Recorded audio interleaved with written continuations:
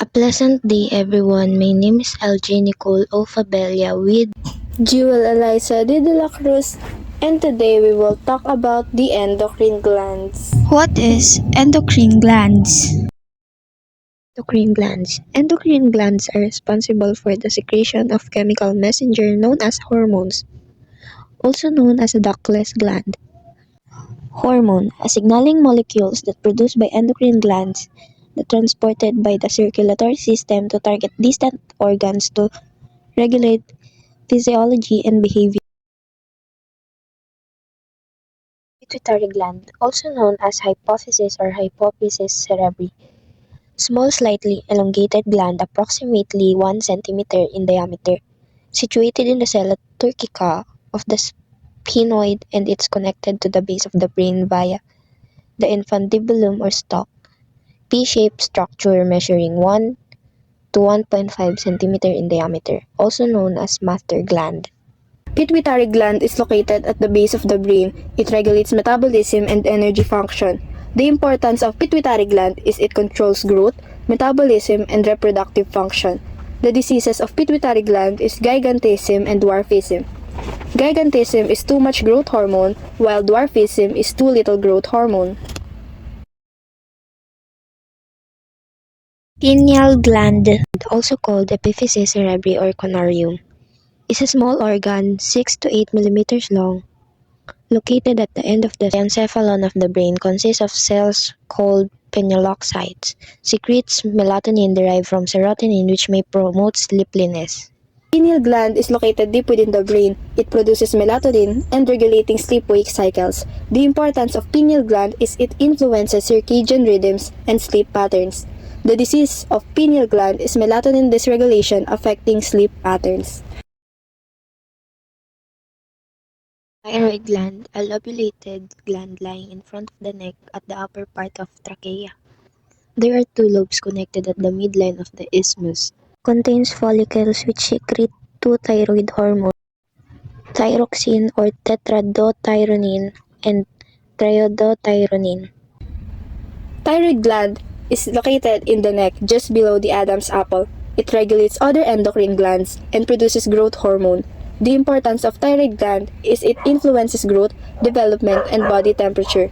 The diseases of thyroid gland is hypothyroidism and hyperthyroidism. Hypothyroidism is underactive thyroid, while hyperthyroidism is overactive thyroid. Parathyroid gland are small oval endocrine glands closely associated posteriorly with the thyroid gland. Secretes parathormone which directly elevate blood calcium levels.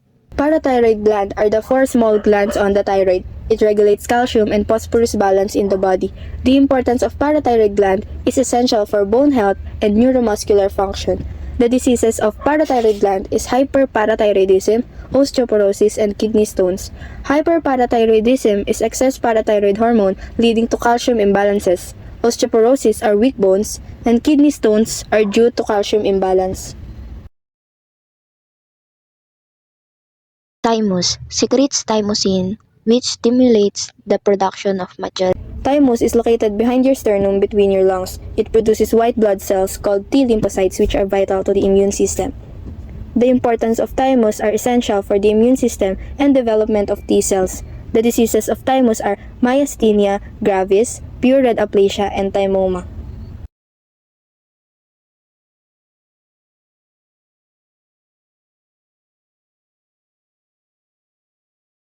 Adrenal gland, small flattened glands closely applied to the upper poke of the kidneys. Cortisol, often called as the stress hormone, because it helps your body respond to stress. Cortisol ensures your body can respond to stress and stay balanced during changes. It helps you survive emergencies, keep your energy level steady, and protect your body from excessive inflammation. Adrenal gland is located on top of each kidney. It produces hormones like cortisol and adrenaline involved in stress response. The importance of adrenal gland is it regulates metabolism, immune response, and stress reactions. The diseases of adrenal gland is Cushing's syndrome and Addison's disease. Cushing's syndrome is excess cortisol, and Addison's disease is insufficient cortisol. Pancreas.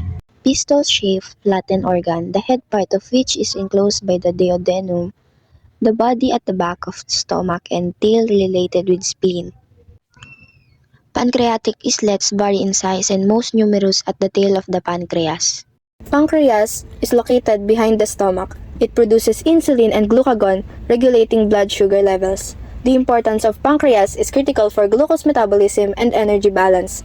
The diseases of pancreas are diabetes mellitus and hypoglycemia. Diabetes mellitus is impaired insulin function, and hypoglycemia is too much insulin. Ovary. The follicular cells of the ovarian follicle secrete estrogen. The corpus luteum secretes progesterone. Ovary is located in the pelvis. It produces sex hormones, which is estrogen and progesterone. The importance of ovary is it influences reproductive development and function. The disease of ovary is ovarian dysfunction, leading to hormonal imbalances. Testes. These are paired organs lodging in the scrotum are responsible for the production of male gametes, spermatozoa, and male sex hormones. Testis is located in the scrotum. It produces sex hormone, which is testosterone. The importance of testis is it influences reproductive development and function. The disease of testis is testicular dysfunction, leading to hormonal imbalances.